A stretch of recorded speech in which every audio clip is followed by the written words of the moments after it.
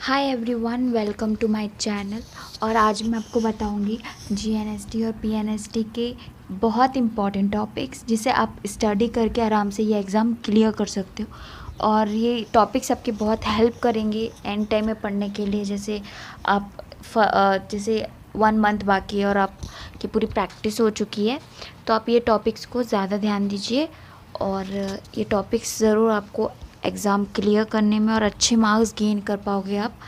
और मैं आपको बस ये बताना चाहती हूँ कि ये इम्पॉर्टेंट टॉपिक्स बहुत इम्पॉर्टेंट इसलिए हैं क्योंकि ये रिपीटेड क्वेश्चन ज़्यादातर इसी टॉपिक्स में से आते हैं। तो मेरा फर्स्ट जो है वो फ़िज़िक्स से मैं स्टार्ट कर रही हूँ। फ़िज़िक्स में मैंने 10 to 11 टॉपिक्स अपने जो नोट है उसमें डाले हैं। तो लेट्स सी। फर्स्ट टॉपिक है Newton's law, static and kinetic friction, gravitational and potential energy, acceleration, simple harmonic motion, wave motion, reflection, mirror, lenses, electromagnetic induction. ये बहुत इम्पॉर्टेंट टॉपिक्स है क्योंकि अगर आपको डायग्राम क्वेश्चन पूछेगा तो आपको ज़्यादातर सिंपल हार्मोनिक मोशन से आएंगे डायग्राम वाले क्वेश्चंस। सेकंड आएंगे न्यूटन लॉ से एंड थर्ड ग्रेविटेशनल। ये 3 टॉपिक्स है जहाँ पे आपको डायग्राम देख के पूछेगा कि आप इनका मोमेंटम फाइंड कीजिए या स्पीड फाइंड कीजिए या तो फोर्स फाइंड कीजिए। तो ये बहुत इंपॉर्टेंट टॉपिक्स है। और इन इम्पॉर्टेंट टॉपिक्स में से आपको सबसे ज़्यादा ध्यान देना पड़ेगा वो है न्यूटन्स लॉ। इसमें से कम 15 क्वेश्चंस तो ऐसे ही आते हैं। सो नेक्स्ट केमिस्ट्री पे चलते हैं। केमिस्ट्री में फर्स्ट है इलेक्ट्रॉनिक कॉन्फ़िगरेशन। आपको इलेक्ट्रॉनिक कॉन्फ़िगरेशन में पूरे ब्लॉक्स याद होने चाहिए, जैसे S D F blocks. And information होनी चाहिए एलिमेंट्स की, जैसे alkaline metals, alkaline earth metals हो गए, फिर गैशियस एलिमेंट्स। तो आपको इन सब की नॉलेज होनी चाहिए।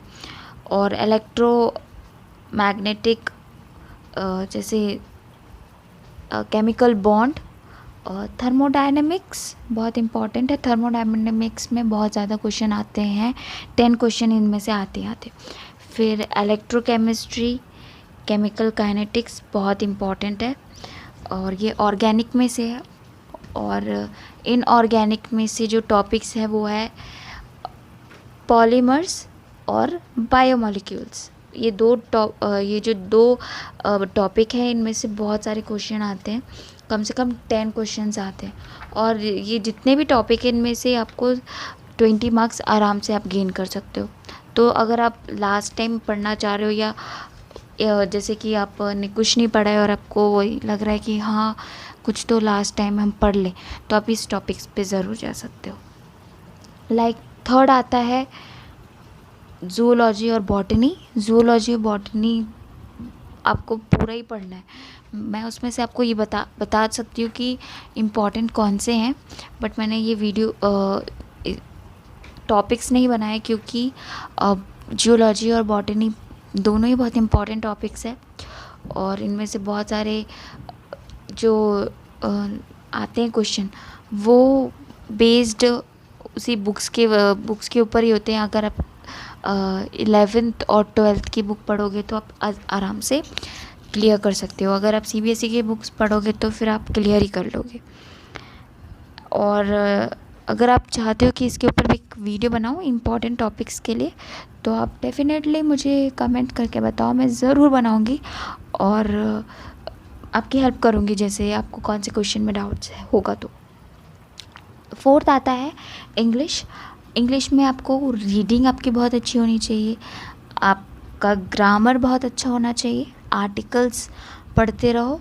और रीडिंग कंप्रिहेंशन बहुत इम्पॉर्टेंट है क्योंकि स्क्रीन पे जो अब हमें दिखते हैं कि क्वेश्चन जब हम रीड करते हैं तो बहुत मुश्किल होता है क्योंकि 3 आवर्स तक आप स्क्रीन पे देखते हो, फिर आँखों में दर्द होने लगता है। तो आप ध्यान दिए कि इंग्लिश को सबसे पहले करें, वो रीडिंग है और आप वही एक ऐसा 4 सब्जेक्ट में से एक सब्जेक्ट है जिस जहाँ पे आप ज़्यादा मार्क्स गेन कर सकते हो। तो मेरी तो यही टिप्स है कि आप इंग्लिश को पहले करो, देन आपको बायोलॉजी है तो बायोलॉजी इजी लग रहा है तो बायोलॉजी कर लो पहले, फिर इंग्लिश करो, फिर केमिस्ट्री और लास्ट में फ़िज़िक्स करो। सो मैं तो यही कहूँगी कि आपको लास्ट में फ़िज़िक्स ही करना चाहिए, बिकॉज़ बहुत टाइम लेता है फ़िज़िक्स। अगर आप फ़िज़िक्स ही पहले कर लोगे तो सॉल्व नहीं कर पाओगे क्वेश्चंस। तो ये मेरी कुछ ऐसी टिप्स हैं, टिप्स भी हैं और साथ में मैंने टॉपिक्स भी हैं जो बहुत इम्पॉर्टेंट है और ये आपके बहुत हेल्प करेगा। सो काइंडली इस क्वेश्चंस पे ज़रूर आप, इन टॉपिक्स पे आप ज़रूर ध्यान दीजिए। And thank you for watching my video. अगर आपको कोई प्रॉब्लम हो रही है समझने में तो प्लीज़ आप मुझे कमेंट सेक्शन में बताएं। मैं डेफ़िनेटली उसके ऊपर वीडियोस बनाऊंगी और डेफ़िनेटली बहुत अच्छे क्वेश्चंस भी दूंगी आपको जो हमेशा ही आते हैं। So thank you for watching my video and hit like if you like my video.